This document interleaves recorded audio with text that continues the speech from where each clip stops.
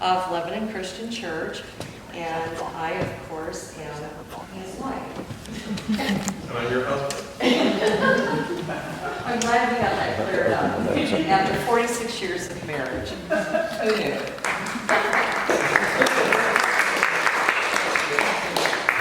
We've been here at Lebanon for 33 years. Wow.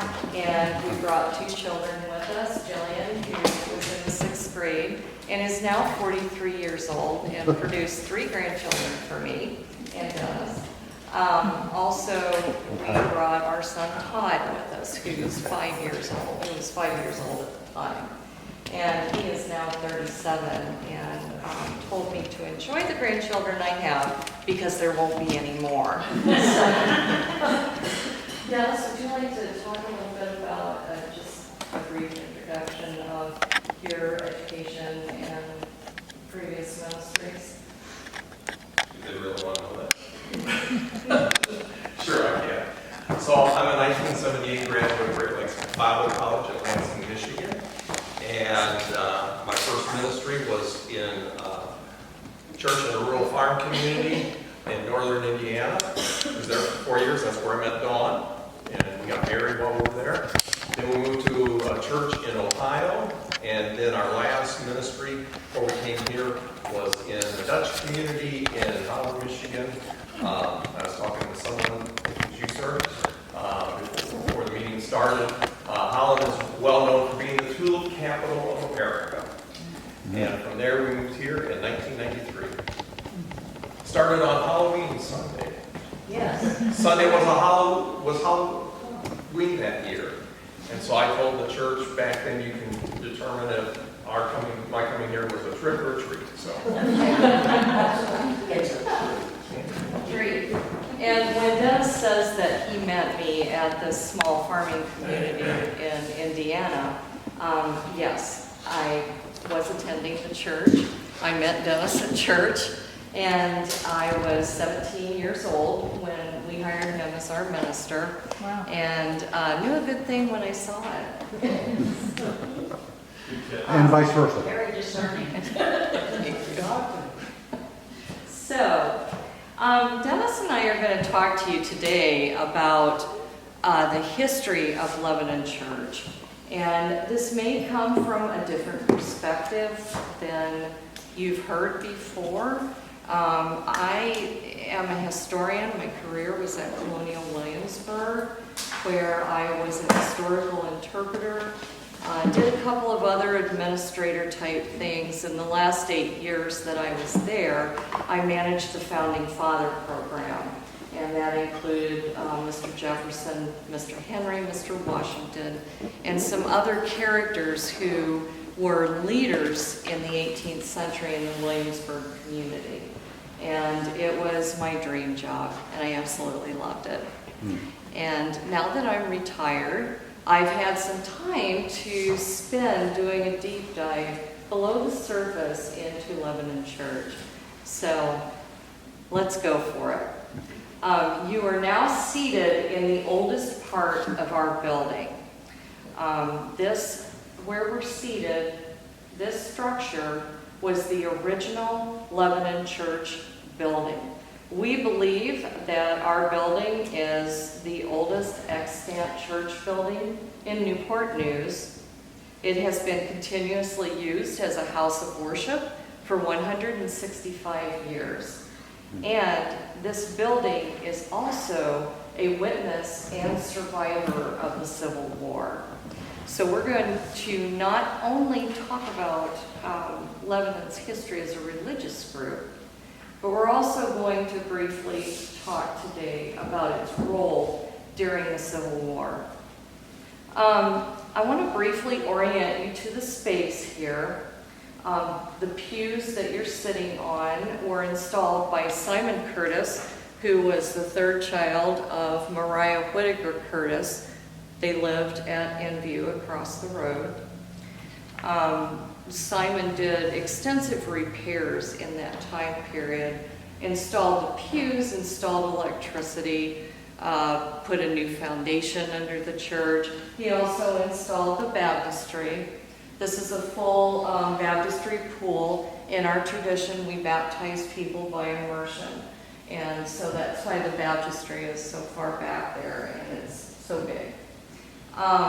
He also, at that time, built the caretaker's cottage and my home, the parsonage, which is just, if you keep going this way past the church parking lot, there's 2 brick houses there.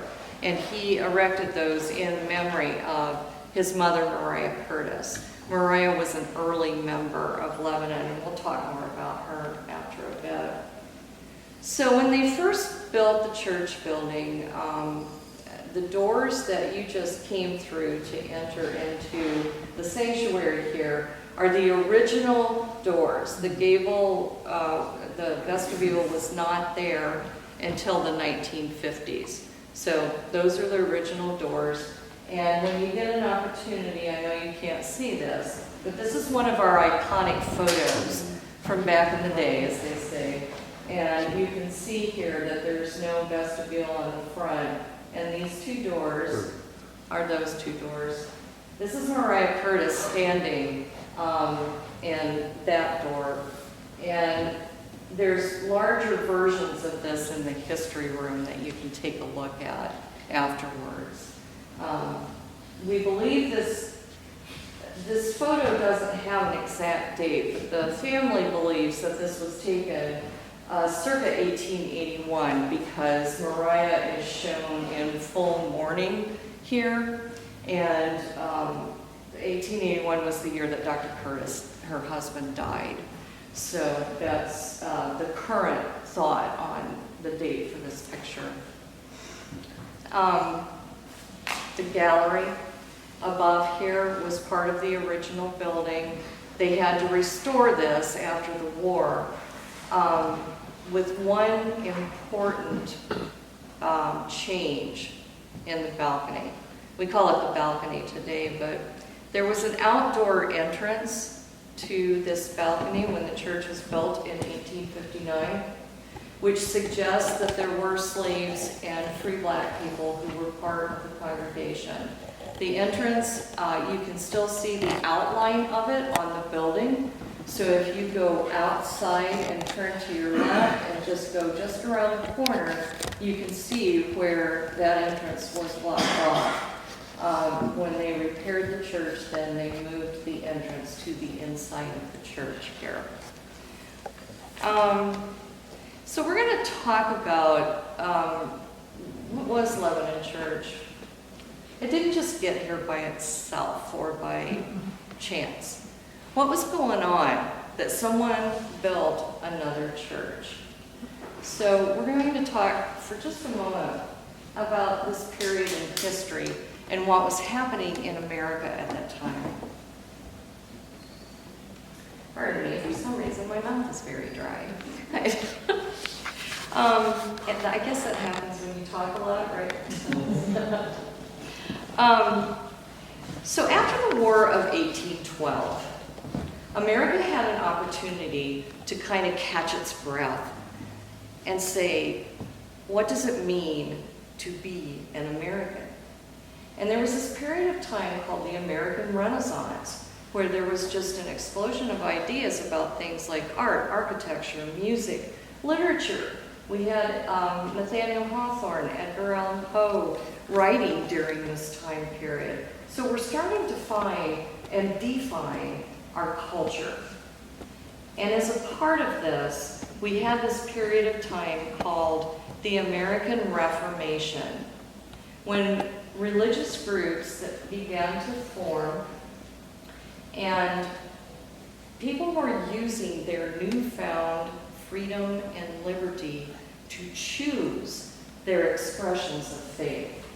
And so we had people exploring all of these ideas that when we were a colony in the 18th century, they weren't able to do so much because there was an established church, as we all know. And the church told you where to meet, when to meet, how many times to go there of the month, what religious book you would use. And so many people are now very excited about this opportunity to explore their faith. The American Reformation is also called the Second Great Awakening.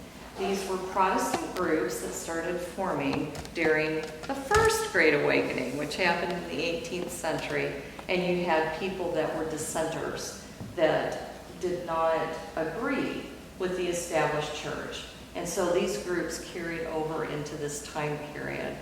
And so this is where we see people exploring all these different options that were out there. So how does that apply to Lebanon? So by 1820, there was a Baptist congregation that had formed in an old Anglican church, which is back this way in the Naval Weapons Station. It is no longer standing. It was destroyed during the Civil War.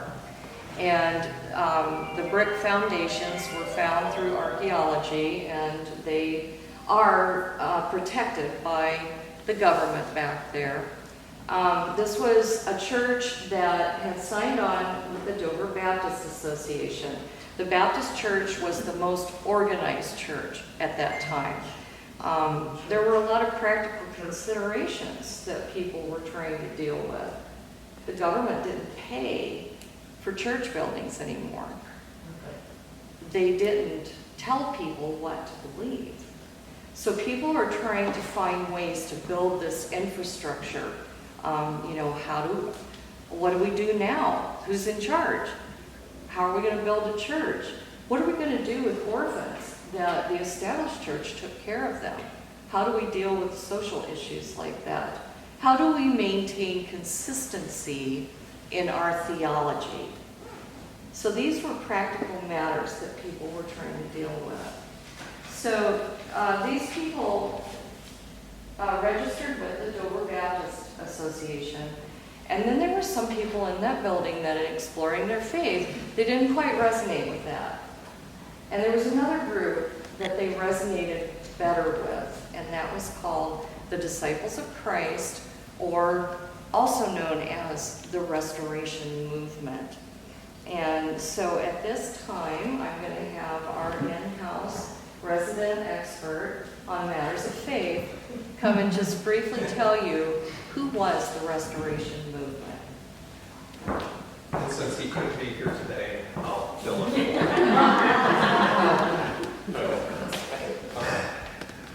So I always hate sharing the dais with Dawn because she's the true public speaker in our family. But my portion will be very short. I'm going to tell you what Elizabeth Taylor told her seventh husband. I won't keep you long. But on behalf of Lebanon Christian Church, I welcome you today. It is our joy and privilege to host your group. And some of our members are members of your society. And I met some of you before the meeting, already knew a few of you, and look forward to meeting as many of you as I can today. And what my presentation is going to do is going to kind of build a bridge between what Dawn just said and where she will go when she picks the program back up. I have a question for you. How many of you like ice cream? Show of hands. Okay. Too much. And how many of you have ever been to Baskin Robbins? Is that not ice cream heaven? You know, I use the same illustration at church on Sunday. When I grew up, there was only 3 flavors of ice cream, right? You name them with me: vanilla, chocolate, and strawberry. And if you bought a carton of Neapolitan, you got all 3 flavors in one carton. But then one day I discovered Baskin Robbins. Ice cream heaven. 31 different flavors. And if you didn't know if you liked a certain flavor or not, guess what? They would let you have a little taste, right? You had to see if you'd like that or not, see if you'd like to get a scoop of that. Now, another show of hands, have you ever gone to Baskin Robbins and just asked for a taste of all 31 flavors and not buy any ice cream? Anybody? Other than me? Okay. Well, the reason why I share about Baskin Robbins is because when you look at the church landscape, not just today, but throughout history, it's like Baskin Robbins. There's all different types of churches and denominations. But somewhere in church history, someone asked the question, but what if there was just one church? And at one time there was. In the history of the church, going back to 50 days after Jesus' resurrection, on the day of Pentecost, the Holy Spirit came in a miraculous way, and the church was born. And there was only one church at that time. There were no Baptist churches, Methodist churches, Presbyterian churches. There was just one church. And that question and concept of what if there's only one church and could we be more like that one church led to the Second Great Awakening that Dawn referenced in the early 1800s. And there were Christians in mainly three different church denominations: the Baptists, the Presbyterians, and the Methodists in Pennsylvania, Virginia, and Kentucky, who separately and yet almost simultaneously were being led, I believe, by the Holy Spirit to go back to the New Testament and restudy the church in its original form in the book of Acts, and said, we want to be more like that church. We want to do better at being that kind of a church. And that led these folks to form a new church fellowship. And the vision of that group was to call all Christians to unity on the basis of the Bible. And a few of the early leaders of that church were Thomas Campbell and his son Alexander, who were Presbyterian ministers, Barton W. Stone, who was also a Presbyterian minister, and Walter Scott, who was a Baptist minister. And that church movement became known as the Restoration Movement. It was also referred to as the Stone Campbell Movement, and also then became known as the Disciples of Christ. Now, there were a series of slogans or mottos that the early members of the Restoration Movement created and adopted to help communicate why we are the church that we are and why we do church the way that we do. And I just want to share a few of those with you.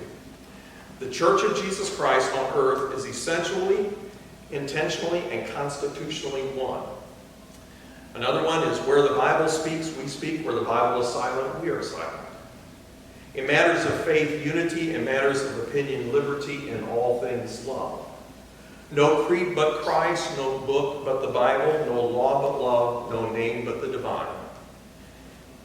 And I think maybe this one is just as important as any of the others. We are Christians only, but we're not the only Christians. They just wanted to be known as Christians, but because they separated out of the different denominations, did not mean that they thought that people in those denominations weren't Christians. They believed that they were their brothers, and they still tried to have fellowship and interact with people from the various denominations that they came out of. It was just for them, they felt that they needed to go about doing church in a different way. There are three main branches of the Restoration Movement today. They are the Disciples of Christ, the non-instrumental churches of Christ, and then the independent Christian churches and churches of Christ, of which Lebanon Christian Church is a part of. That's part. Sure. Not a problem.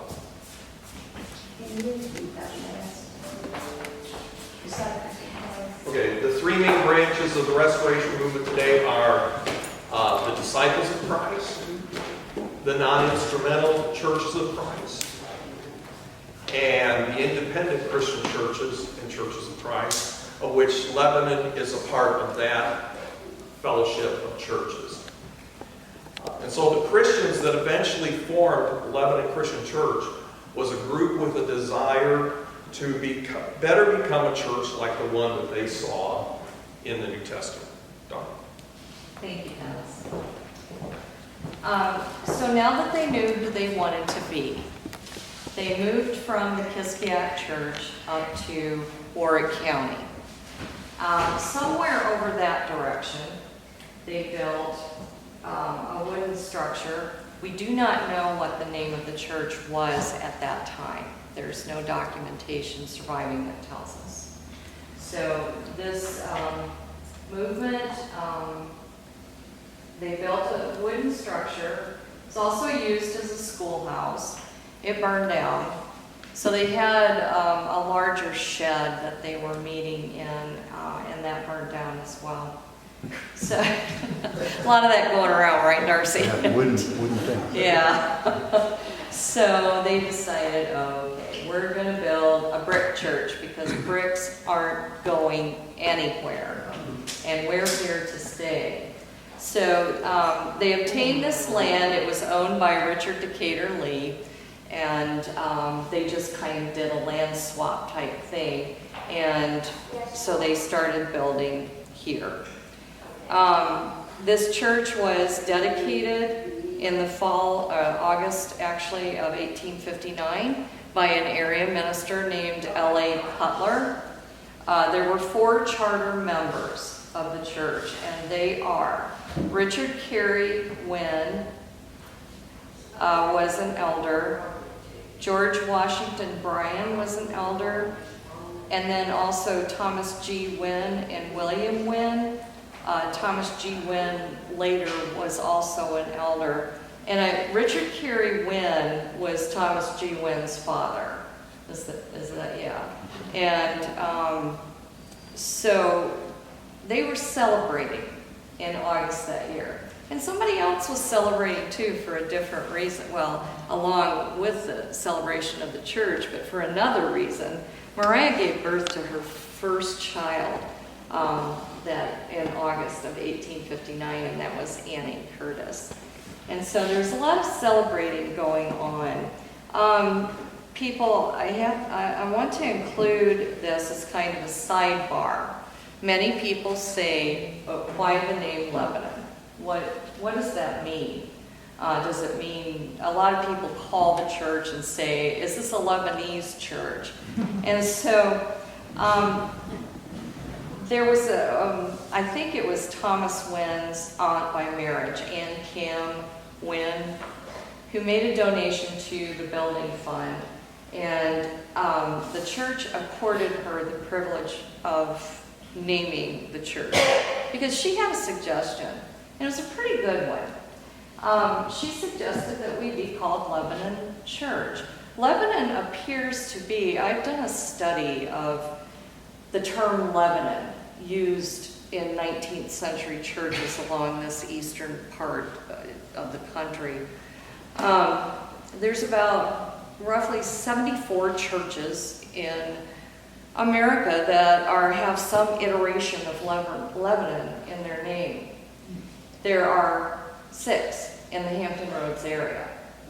So this told me there's something important with this term. It appears to be an important religious icon during the 19th century. And the most obvious reason, no, we don't have any documentation that tells why Mrs. Wynn wanted to name the church Lebanon. But there are several good reasons why I believe that this religious icon is carrying through in that Second Great Awakening. And the most obvious reason is that there are a lot of cedar trees in this area. And there were cedar trees on the property here. It is said that the church was constructed from wood from those trees that were cut down. We don't have any documentations that cedar trees were actually used in the building. All of our primary sources, when they talk about trees, they say that the church sat in a beautiful grove of oak trees. So at any rate, cedar is an important icon to churches because of the Temple of Jerusalem that Solomon built, and he obtained cedar wood from the forest of Lebanon. The term Lebanon itself in Hebrew means white, And when you go back outside, if you look up in the gable, there's a white marble stone there that is original to 1859, and it says Lebanon, 1859.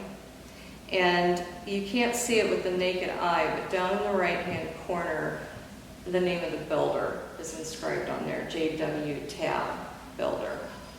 And we have primary sources that back that up.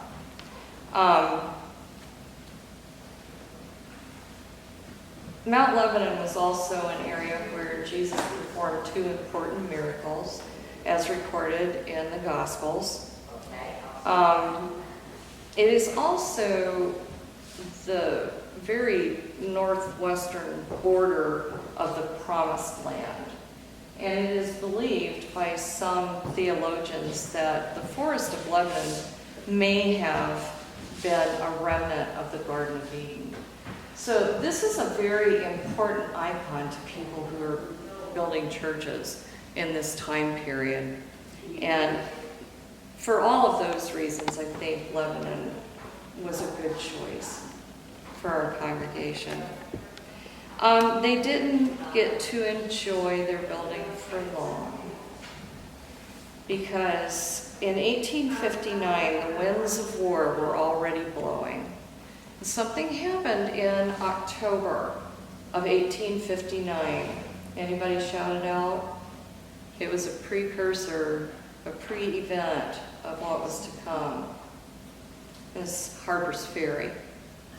So John Brown, an abolitionist, raided the federal arsenal at Harper's Ferry with the intention of arming people to instigate a slave revolt.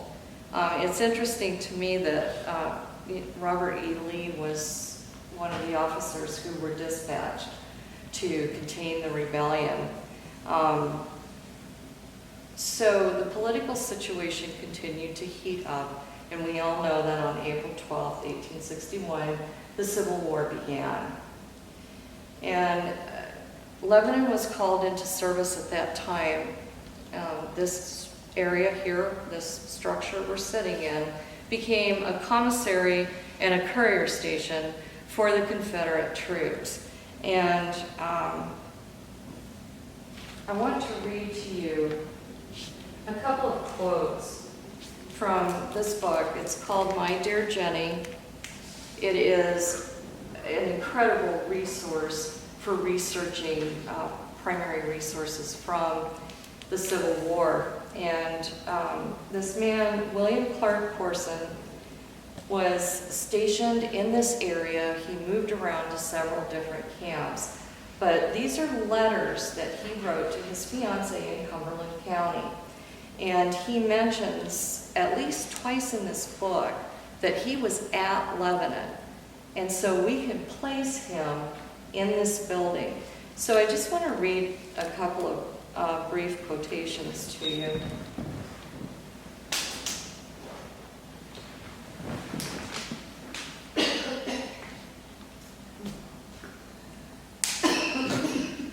Sorry. I have my infancy.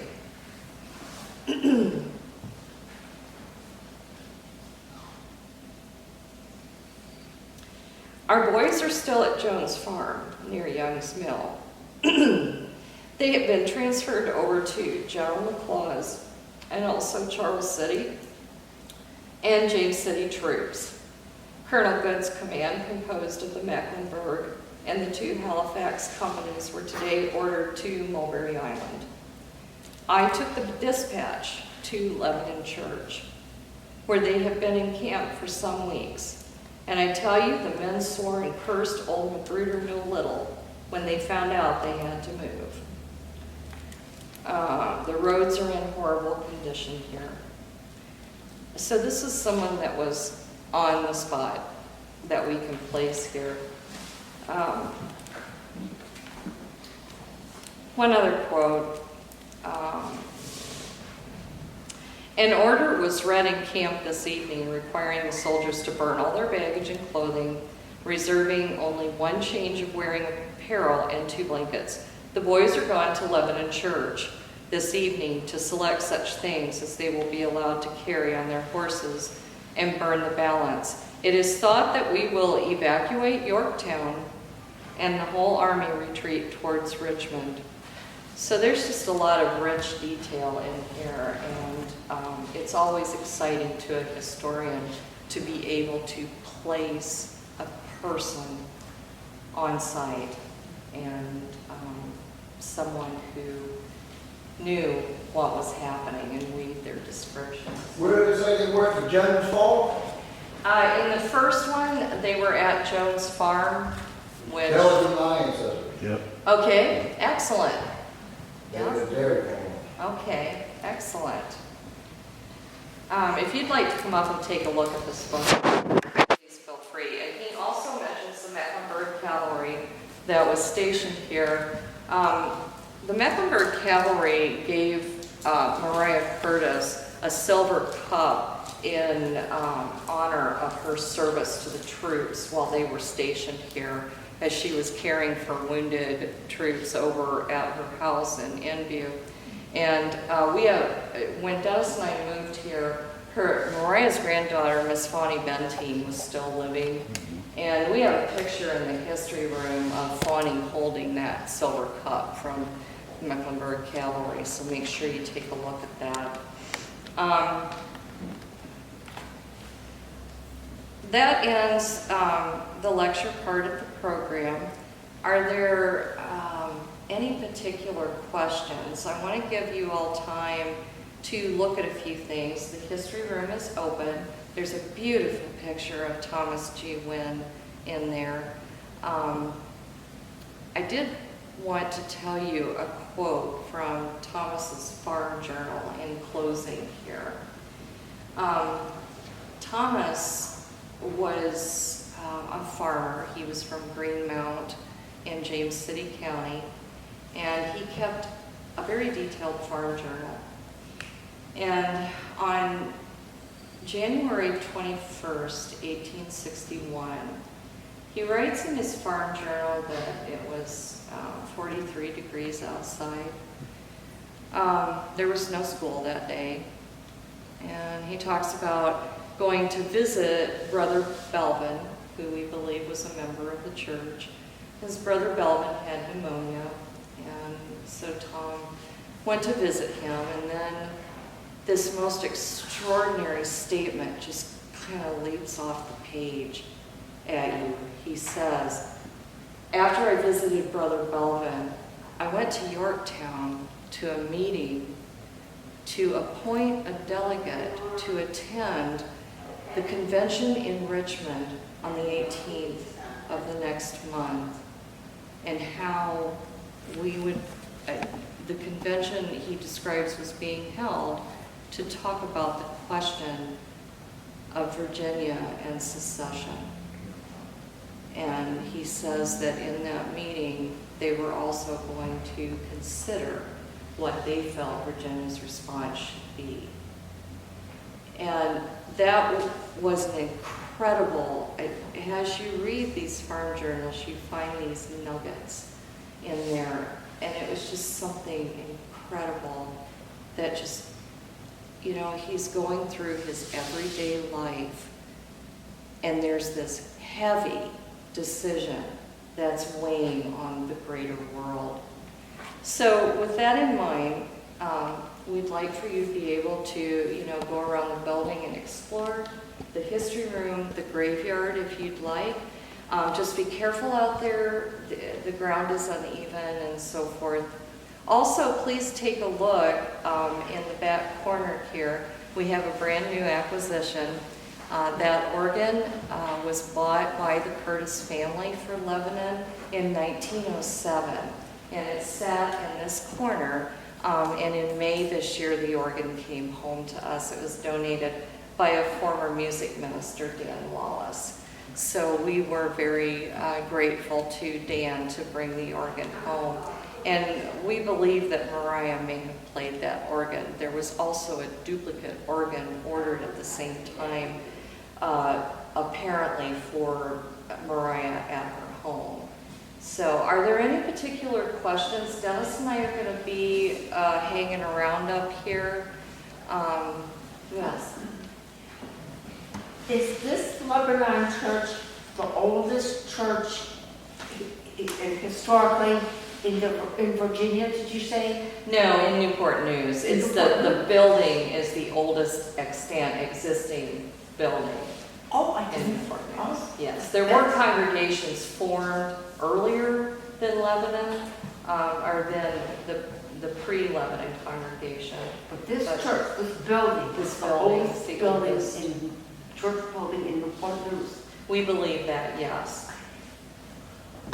The Wonderful remark. Union troops came through in 1862. Oh. What did they do to this building? Yes, thank you, Darcy. So after the Battle of Yorktown, the Confederate Army withdrew and stopped in Williamsburg for another battle and so forth. At that time, the residents of the Lee Hall community began evacuating the area to Danville and into North Carolina. In fact, while Mariah was in North Carolina, she gave birth to Simon Curtis, her third child. And so the Union troops occupied this area at that time. And primary sources tell us that they removed part of the bricks from part of the wall and used the building for storing horses and possibly equipment. So it, in essence, was used as a stable. And of course, all of the floors, the windows, the doors, the pews, anything that was wooden was used for firewood. And so the inside of the church was basically gutted during the Civil War, but the walls were still standing. And that again, to me, is just such an incredible thing that the walls were still standing. And when they came home, they didn't sit around and feel sorry for themselves. Mariah and Thomas Wynn got busy and they repaired the church, and we believe they started meeting here again in the late 1860s, by 1870. So that's Nice. I have a question. Where did you say that the Baptist archaeological site was prior to here? So it's Kiskiak Church that was Okay. near Kiskiak Hall. All right. And I think I have, I just noticed a little while ago, there's a typo on my chart here, so I'll need to correct that. But so that would be more north, I guess. When I'm sitting on these pews that I assume Mariah helped underwrite, and I'm feeling some chewing gum that must be original too. Yeah, Simon Curtis probably put it under. It's still good. Go ahead and He's get a it. young man. Yeah. So yeah, these pews are more modern. They were 1929, and Mariah was dead by that time, but Simon did underwrite. Okay. And he donated all of this land over here for more space for the graveyard and for the two houses. So what's the time period on the houses? We believe that the houses were built in 1934. They were a Sears Roebuck kit, and so like Coming by train? most likely, yeah. But yes, Simon underwrote the buildings too. And I found in the safe a copy of the codicil of his, not codicil, but the bill of sale when he ordered the houses. And he had spent a lot, these were, you know, like canned houses. They all had the same layout, same design, same architecture. And so I have a copy of that bill that he ordered, that he set and made very intentional customizations to the houses. And it impresses me as a man that put a lot of thought into what he did, and certainly when we see the progress that he brought to Newport News, yeah, he certainly did. It was very visionary. Any other particular questions? Who was Maria Curtis in the Lebanon church? what, was she a minister's wife? What significance did she have? So she was a member, an early member of the church. She married Dr. Humphrey Harwood Curtis, and they lived at Enview. They got married in 1958. And we believe Dr. Curtis, did I say something? You said 1950. Oh dear. It's the stress of living in several different centuries. 1858, yes. And she was very active in the church. We believe that Dr. Curtis was also a member. His name is on the membership roster, isn't it? I believe so. Yeah. But Mariah's the one that we hear the most about because she was very passionate about her faith, her church, and it was largely due to her efforts that she pulled the faith community back together after the war. So not only that, you know, she had several children, and How many children? there were 8 who lived to adulthood. 11. 11, total. okay. 11 total, but 8 living to the. 8, yeah, 8 lived to adulthood. 11 children and Yeah. 8 grandchildren? Well, I don't know how many grandchildren, but she had 11 children total, and 8 of them lived to adulthood. So 8 of them, what? 1859 was when she had her first child. And then the year that Dr. Curtis died, she had her last child, of course, which was Mary, who was Miss Bentine's mother. Right? Am I right? I think. I keep looking to Fred for guidance. He's been so incredibly generous, as has Gloria Rogers. And I also wanted to thank our historians from the city for coming today, Laura from Lee Hall and Jamie Mesrobian from Enview. Is there anyone here that I didn't know about? Okay. Jamie and I go a long ways back, and I'm so glad to have her in the area. So we're going to be doing graveyard tours on October 4th and 11th from 5 to 6. If anybody's interested in those, let me know and I'll send you an email or something about it, but I'll also make an announcement. So if you have any further questions, Dennis and I are right here. Make sure you look at the gable when you go outside. Thank you for coming today.